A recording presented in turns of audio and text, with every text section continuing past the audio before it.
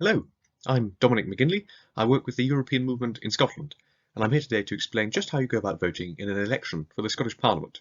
I'm not going to tell you which party you should vote for, and I'll consider this video a success if by the end of it you can't tell which party I support. But the voting system is called AMS, standing for Additional Member System. It's one of the 3 different voting systems that we use here in Scotland, and the overall aim is to make sure that the number of MSPs that are ultimately elected for each party broadly reflects the share of the vote that each party got. So let's have a look at how it works. Well, there are 2 types of MSP, constituency and region. And this is because Scotland is divided, first of all, into 73 constituencies. These are sort of small local communities like Airdrie and Shotts, Kirkcaldy, East Aberdeenshire, etc.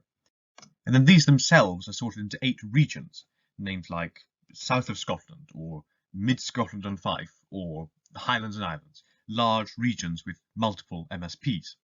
And how these are chosen is essentially that each voter gets 2 ballot papers, conveniently colour-coded, purple for the local constituency and beige for the wider region. And essentially, you mark an X on both papers. So if you're just looking for, very simply, when I go to the polling station, what do I do? The simple answer is you mark an X on both papers for your favourite candidate. But to see how the system works, let's perhaps look at how the last election worked in a place like Skye, Lochaber and Badenoch. That's the constituency I've marked here. Now, let's have a look at the first ballot, the constituency ballot, because that's easiest to understand. So, last time round, everyone put their crosses in the box and the person with the greatest number won. And here that was Kate Forbes for the SNP. Note that the people here are individual people rather than just the parties they stand for.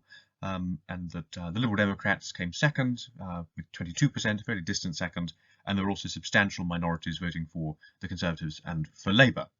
So across the Highlands and Islands, each of the 8 constituencies there had a similar contest, and the results you can see here. 6 voted for the SNP and 2 voted for the Liberal Democrats. But the AMS system seeks to make the number of seats match the votes.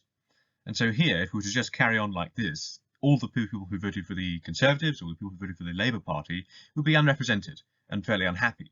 So what AMS does is it gives everyone the second vote and then tots them up across the entire region and then seeks to allocate seats based on that.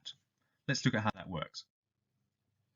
So across the Highlands and Islands, on the regional vote, that's the second vote, the beige vote, about 40% voted for the SNP, 22% voted for the Conservatives, and then smaller numbers voting for the Liberal Democrats, for Labour, and a sizable little chunk there for the Green Party as well. So there are 7 regional seats to be filled, which takes the total number up to 15. So that's 7 additional top-up seats plus the 8 constituencies that we saw earlier. And what happens here is that the spare seats are given away to the parties which didn't get as many seats as they deserved in the constituencies. And the way that happens here is that 3 go to the Conservatives, 2 go to the Labour Party, 1 to the Greens, and then an extra 1 is given to the SNP. And this works fairly well. As you can see here, the number of votes and the number of seats are broadly similar.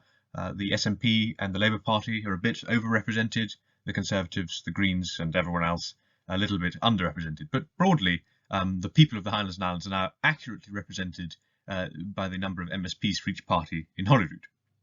So that's it. That's, very briefly, how to go about voting in an election for the Holyrood Parliament in May.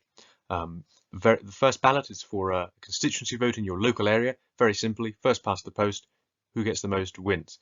And then the second one is used to allocate seats to the other parties which haven't performed very well on a proportional basis across the region. You can vote for the same party on both, or indeed you can split it for the reasons that we've described. But whatever you do, do make sure you go out and vote and make your voice heard this May.